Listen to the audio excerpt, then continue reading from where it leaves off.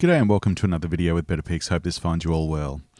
There's no doubt that in recent years, relaxation videos have become a very popular form of content, particularly on YouTube, but other platforms as well. And for good reason. They're really enjoyable to make, they're really enjoyable to create, and obviously they're really well received by people who are engaging on those social media platforms. So today we're going to have a look at just the process of creating some basic relaxation videos, incorporating natural and introduced sound. And as I think you'll see, they're pretty basic and straightforward to make. And hopefully at some time in the future, you'll have a go at creating your own nature-based relaxation content. All right, let's get into it.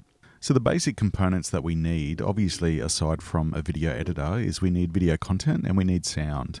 Now, if you're in nature, just with using a basic microphone like the one that you can see here, you can record sound in a natural environment, or you can also, obviously use a stock library to download sound. But the easiest thing to do is to record the sound when you're on site. And for me, I just use a normal on top of camera microphone similar to what you see here. So the footage that we're going to be using today, I've recently filmed in Springbrook National Park, which isn't too far from where I live. It's basically a rainforest, and it's got some really beautiful opportunities to be able to create content with some reasonably easy walks thrown in as well. So pretty accessible for most people, and doesn't require extensive time in remote areas on difficult trails to get there, so which is a really good thing. For today, we're just going to start with a few clips and just make something really simple and easy to get into. Now, the basic editing workflow consists of these four elements. So we need to import assets, which is our vision and audio. We need to cut and place those assets on a timeline. We need to color correct and color grade. And we'll talk a little bit about what that actually means. And then we need to export, which makes all of those separate assets into one singular video that we either upload or we can watch on our TVs. So the first step of the video is to obviously select the footage that we want to use. We've already set up our project within Premiere Pro, and you can see here what you're looking at is all of the clips that I filmed during my time in Springbrook National Park. It's only a quick walk that I did. I think it's like 1.5 kilometers, so not very long at all. So yeah, I've selected 3 videos, 2 of a stream and 1 of waterfall, and what I'm going to do is just simply click and drag those into Premiere and drop them on the timeline, as you can see. Now, they're currently out of order, so I'm just going to swap that order around. I'm actually just going to grab this, drag it along the timeline, and then I'm going to grab that big long clip and pop that at the end, because I want to start with the wide shot of this stream, slightly closer shot of that stream, and then finish up with the waterfall in the cave, which is such a beautiful location. Now, normally what I do is I make sure that I've recorded a slightly longer than necessary clip, just to make sure that I've got plenty of material to work with. It also allows, when you hit record, if there's a little bit of camera shake. Now, everything here was filmed on a tripod. Sometimes I film handheld, but for today's example, it was on a tripod. And it just means that if there's a little bit of camera shake at the beginning and end, then I can just trim using that selection tool. The shortcut is V. The beginning and end. There we go. And we can trim those off. And this one's quite long because I'm going to make this into a standalone video. So those first 2 clips are 145, 137. So I'm just going to trim this to approximately the same length, just either end. There we go, 145. And now we have 3 clips all together. And those 3 clips will work really well for our relaxation video for today. Now, you'll notice I've actually muted the audio just so that we're not being distracted by the sound of the stream while creating this video. But you'll notice that we have audio on one channel but not the other. So what we're going to do is actually deselect or unlink those audio and video assets. We're going to delete the channel that doesn't have any audio, and then we're going to relink those assets, just like so. That way we're not wasting any of our audio timelines with any audio channel that's not actually contributing to the video. So now we've got that single audio and single video clip. We're going to unmute that. We're just going to have a quick listen.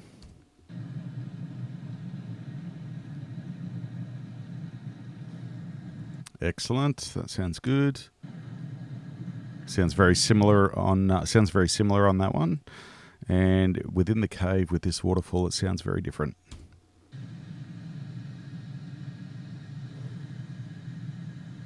Lovely. So that sound and volume is working pretty well.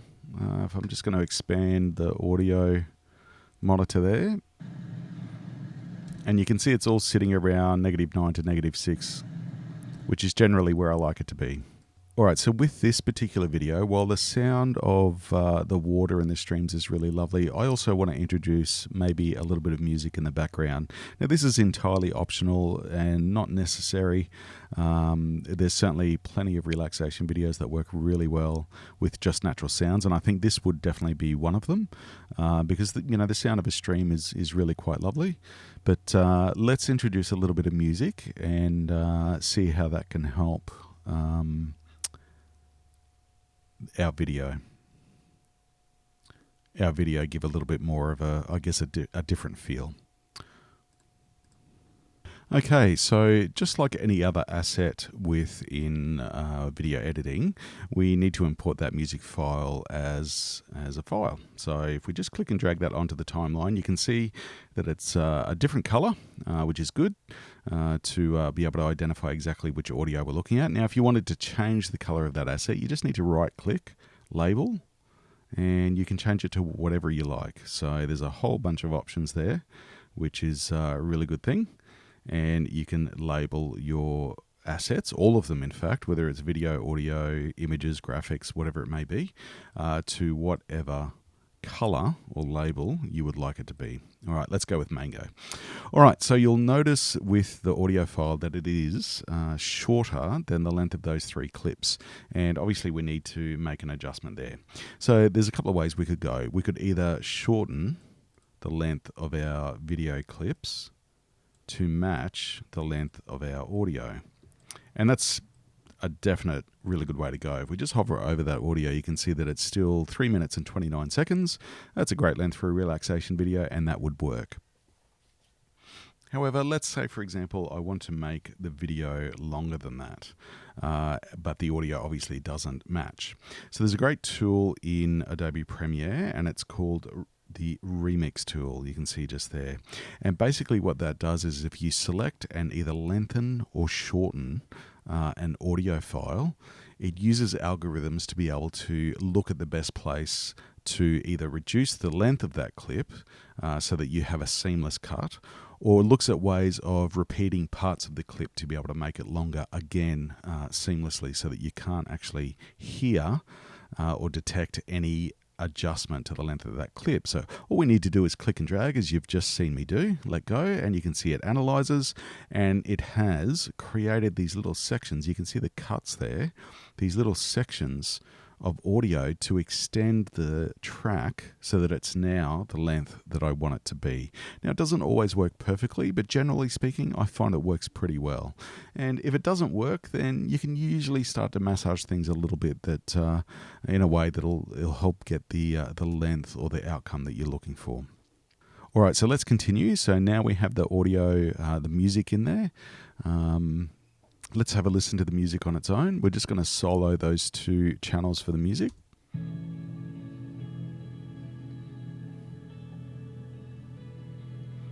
So this is obviously without the sound of the rainforest in there. And the music works really well for the vision that we're looking at. But you can notice with the volume of the music on the audio level there that it's quite loud, particularly in this last or middle to end section of the video, or of the audio file, sorry. So what we're going to do is just reduce the volume of that a little bit. So we're just going to go down to, say, -5.8. Let's have a listen.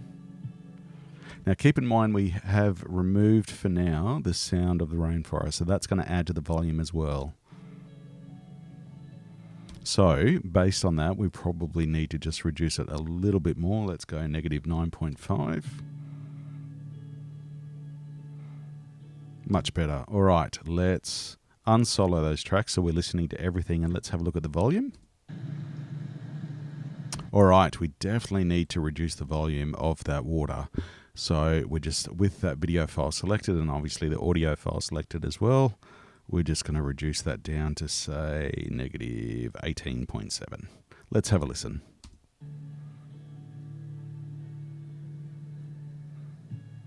All right, that works really well. So we can hear just a hint of the sound of the water in the background, but the music is the dominant feature that we're listening to, which is the way that I wanted it. If I turn off the sound of the water and then turn it back on, you'll hear the difference.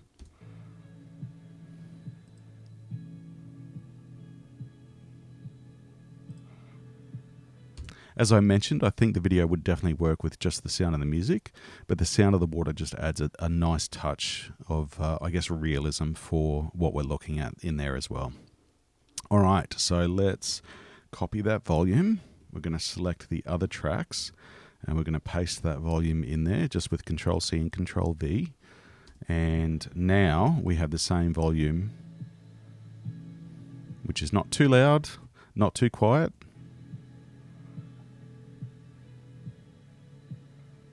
That works really, really well. All right. Last thing we're going to do for the sound perspective is we just want the sound to fade in at the end of these video clips. Otherwise, it's a bit of a jarring interruption. I'll show you what I mean.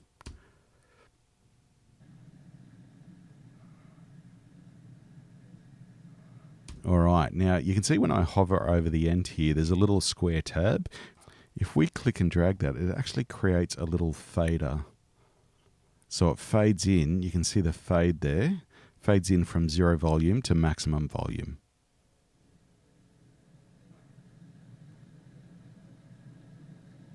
There we go. Given that the video is about relaxation, we want to gently introduce any sound or vision.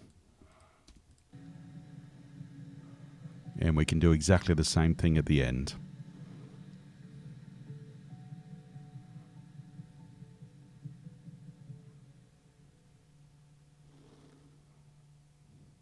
Excellent.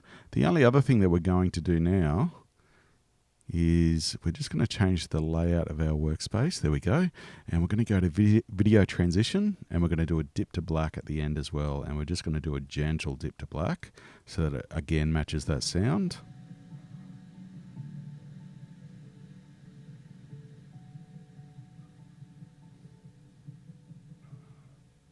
Excellent. All right. And we're going to do exactly the same thing at the beginning.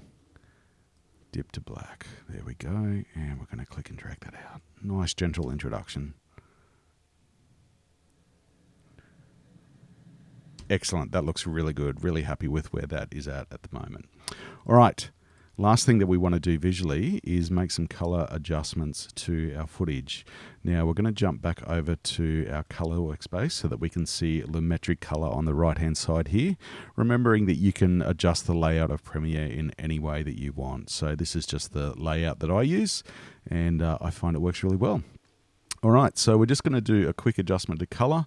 You can see that the footage is fairly flat at the moment, and that's just the profile that I generally film in, just because I like to keep options open for my footage. So I've just added some contrast. I've just dropped the highlights there. I want to retain all the detail in that beautiful water. Just a little tip: when you're in rainforest, that's where you start to lose detail or overexpose first.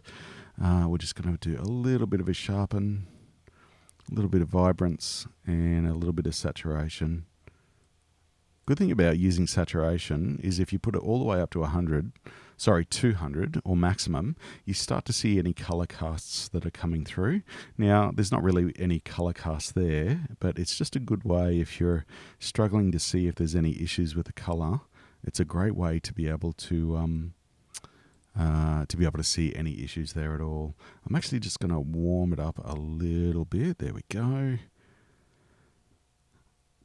And we're just going to put a little bit of a vignette in just to darken the outer parts of the image, because I like to try and keep everyone's attention focused on the central part of the image, which works particularly well, especially for this scene, because the central part is the stream, and that's really where I want people's attention. So it's just a natural drop-off of exposure and darkness, and you can see with and without, that definitely looks much, much better. All right, let's have a look.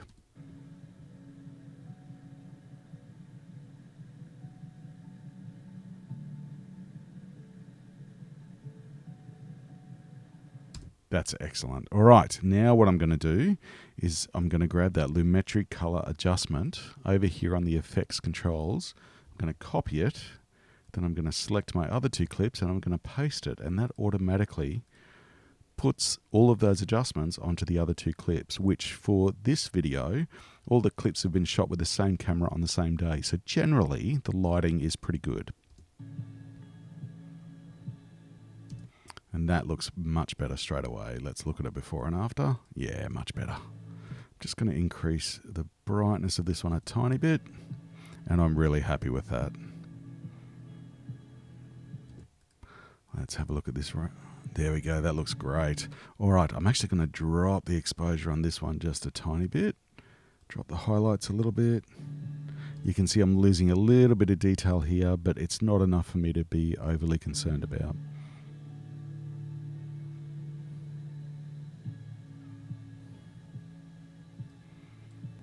All right, I am really happy with where this video is at, and look, the footage looks great. Really happy with how it sounds in terms of the natural volume, the natural sounds that we recorded on site, but also really happy with that track as well. I think that's working really well with the footage. All right, let's have a look at the whole clip, and we can go from there.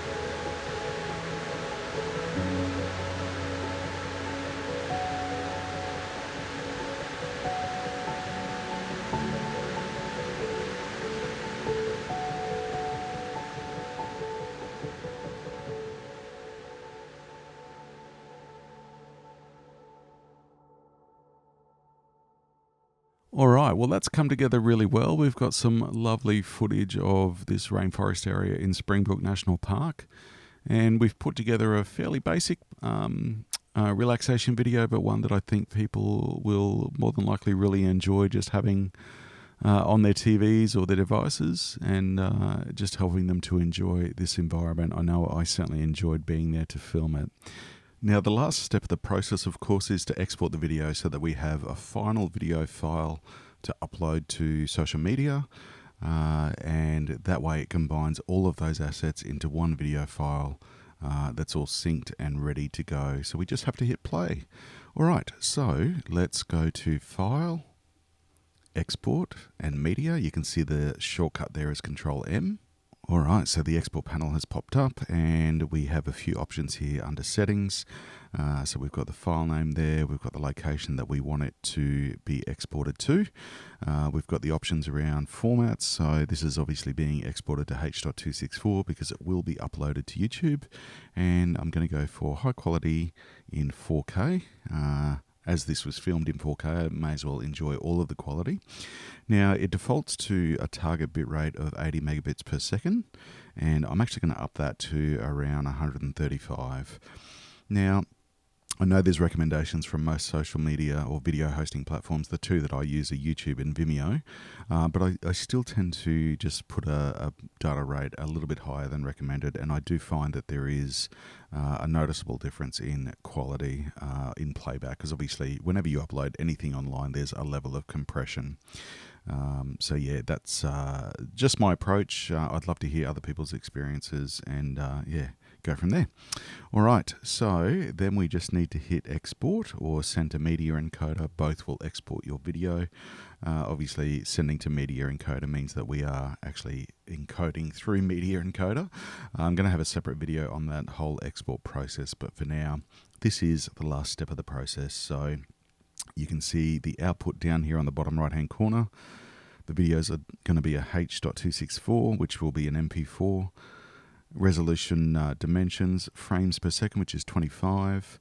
Hardware encoding, and we're targeting of 135 or around 135 megabits per second, 48 kilohertz stereo sound, and it gives us an estimated file size as well, which is just under 13 gig. All right, so we just hit export and we are good to go.